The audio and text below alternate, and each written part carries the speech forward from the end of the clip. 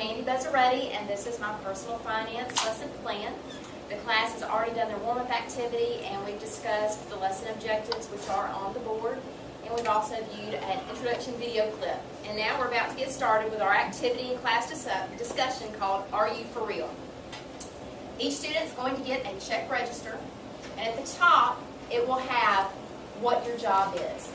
I've selected different jobs from all 16 career clusters, so you'll be able to see what you're going to be doing and what type of family situation you have. Some of you guys are married, some of y'all are divorced, some of you got kids, some of you don't. So you'll be able to see all of that right up at the top. The very next bullet explains what career cluster that your job is in. Career clusters, there are 16 of them in all.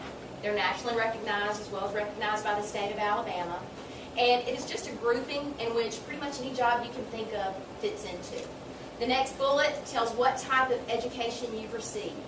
Realistically, not everyone in here is going to college for 4 years or more.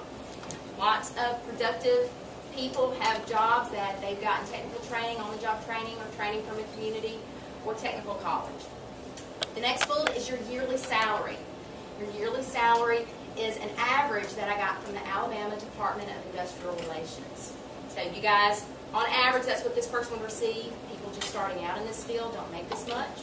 But people that have been in the field for a while and have experience make more. So that's just kind of a good middle of the road figure. The next bullet, I took that amount and I divided it by 12 to get you your monthly income. The next bullet has your taxes. Now, who all has a job here already? Have you ever looked at your pay stub and seen how much you pay in taxes? Do you feel pretty generous after you do that? It can be kind of sickening, can't it?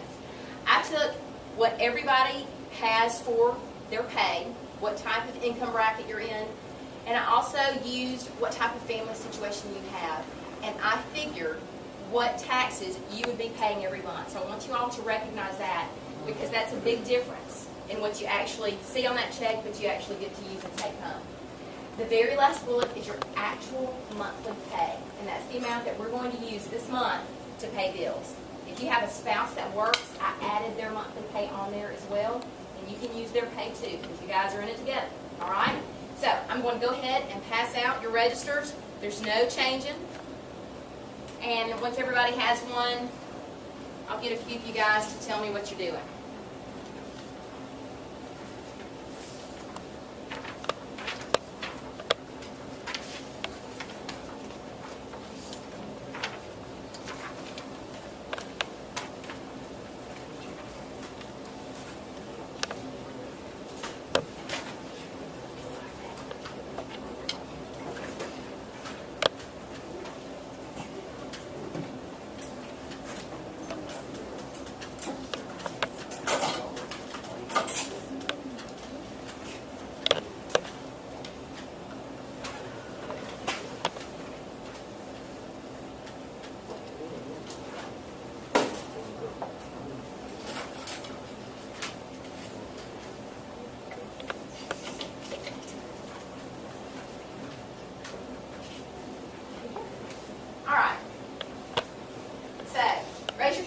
Tell me what your job is.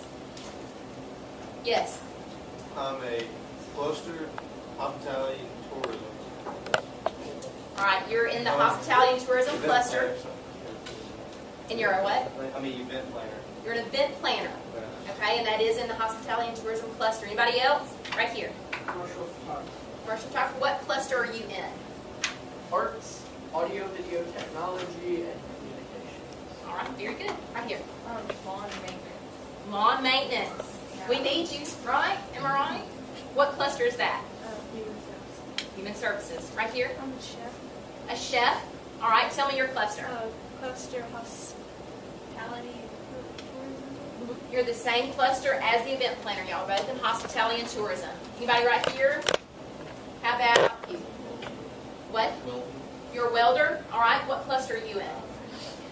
Manufacturing cluster. What about you? Hairstylist. You're a hairstylist. All right. And what kind of cluster is that? Okay. Anybody right here? How about you? Architect. You're an architect, and what cluster is that?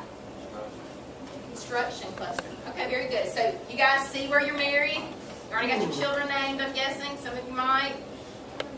All right, we're going to get started today by looking at the check register. If you look on the left, there's a column that says date. Now, typically, you would record the date of every transaction that you make, whether it be a check or a debit card purchase, you record that date. For this month, we're going to assume that we're getting started on October 1 and making those decisions. So it's not necessary today for you to write in a date, but I wanted you to see that column there because it is an important column. The next column is description. That is the description of the transaction. If you look at the bottom of your check register, those are all the transactions we're going to make today. So you can use those words in the description column as we get to those choices.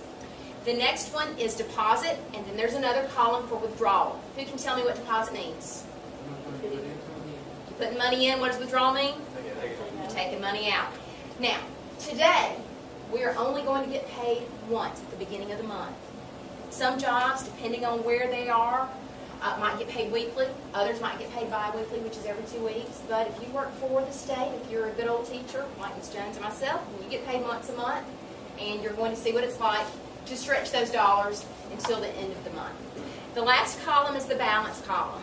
And for every transaction we do, we're going to adjust our balance. So as we pay something, our balance in our checking account is going to get lower and lower and lower. So let's get started today. The first thing that we're going to do is we're going to deposit our actual paycheck into our check register. And it's going to look something like this. Now, don't use the numbers for my EMT unless you are covering my EMT. Our transaction name is going to be monthly pay. You're going to take the number at the end of your very last bullet. So if you've got a working spouse, you're going to make sure you use your spouse's income as well. The number at the end of your bullet, and you're going to write it in your deposit column. We're putting it in our checking account. We're assuming that we ended last month at 0, which is pretty stressful. It's called living paycheck to paycheck, month to month, but that's what we're doing for this exercise. So you put in the amount of your last bullet here. We're going to carry it over and write the same number in the balance column.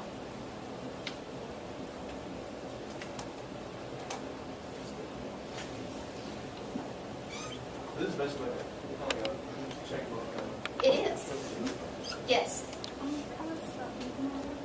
I'm sorry?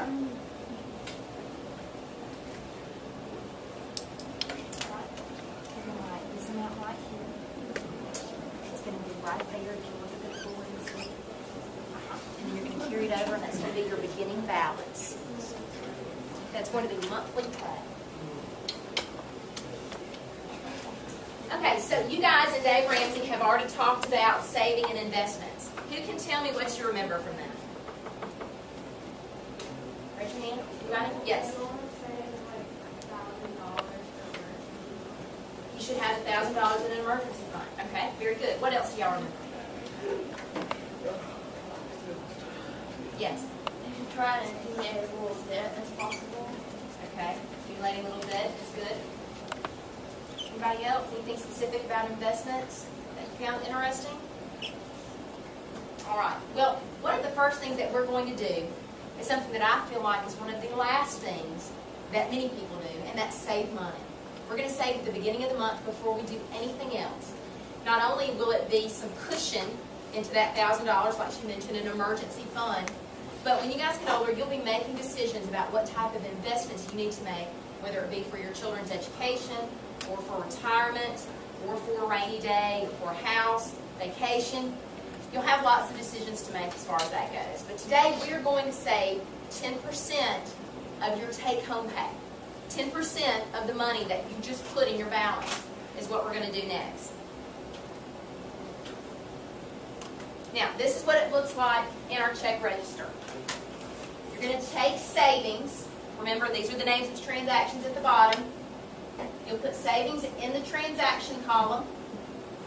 You're going to figure 10% of your income, and you will put